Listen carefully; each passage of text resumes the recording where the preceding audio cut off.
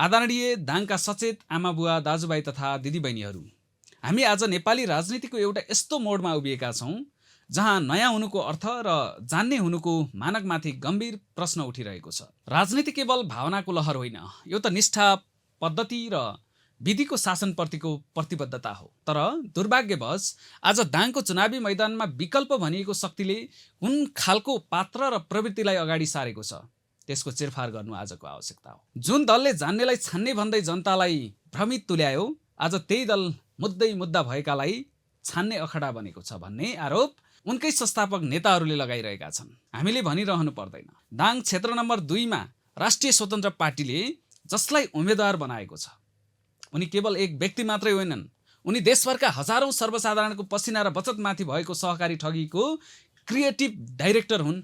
यो पनि उनकै नेताहरूले भनिरहेका छन्।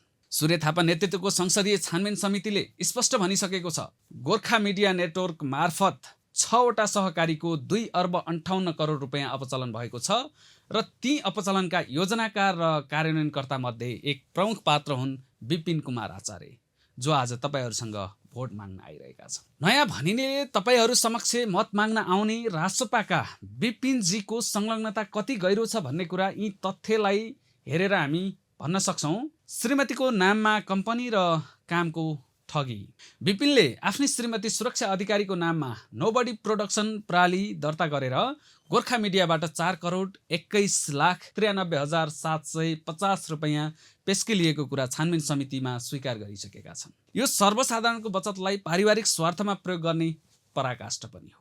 अर्को त्यस्तै छ, सहकारीबाट सिधै रकम ट्रान्सफर। बुटोलको सुप्रिम बचत तथा ऋण सहकारीबाट आचार्यको नाममा 2 पटक गरेर 2 करोड 31,15,000 रुपैयाँ भुक्तानी भएको देखिन्छ। 1 करोड 50 लाख रुपैयाँ त सिधै गोर्खा मिडियाको बैंक खाता मार्फत ट्रान्सफर गरेको अभियोग पत्रमा उल्लेख छ। पोखराको सूर्यदर्शन ठगी, जसमा पोखराको सूर्यदर्शन सहकारीबाट समेत आचार्यले 1 करोड ऋण लिएको र त्यसको सावा ब्याज गरी 1 करोड 8,32,000 बढी रकम अझै तिर्न बाँकी छ। अझ उदेक लाग्दो कुरा त के छ भने, जीबी राईको नाममा रहेको मोबाइल नम्बर समेत आचार्यले नै चलाउने गरेको प्रहरी अनुसन्धानले देखाएको छ। यो भनेको अपराध लुकाउने र सहकारी ठगीको सञ्जाल विस्तार गर्न उनी कति सक्रिय थिए भन्ने प्रमाण हो। के सहकारीमा बचत गर्ने गरिब जनताको आँसु पुछ्नुको सट्टा उनीहरूको पैसा अपचलन गर्नेहरूले दाङको विकास र राष्ट्रको समृद्धि गर्न सक्छन्? के आफ्नै श्रीमतीलाई ठगीको मतियार बनाउनेले यो मुलुकमा सुशासन ल्याउन सक्छन्? यो नैतिकताको प्रश्न हो। हाम्रो आह्वान छ, हामीले स्पष्ट विचार र समृद्ध नेपाल, सुखी नेपालीको लक्ष्य बोकेका छौँ। हामी क्रिएटिभ ठगी गर्नेहरूका विरुद्ध र न्यायको पक्षमा छौँ। दाङका जनता सचेत हुनुहुन्छ। नयाँ भन्दैमा र ग्ल्यामर देखाउँदैमा जनताको पसिनामाथि रजाइ गर्नेहरूलाई यो पवित्र चुनावी मैदानमा कुनै ठाउँ दिनुहुने छैन। त्यसैले तथ्यलाई हेर्नुहोस्, चरित्रलाई बुझ्नुहोस् र सत्यको पक्षमा उभिनुहोस्। धन्यवाद।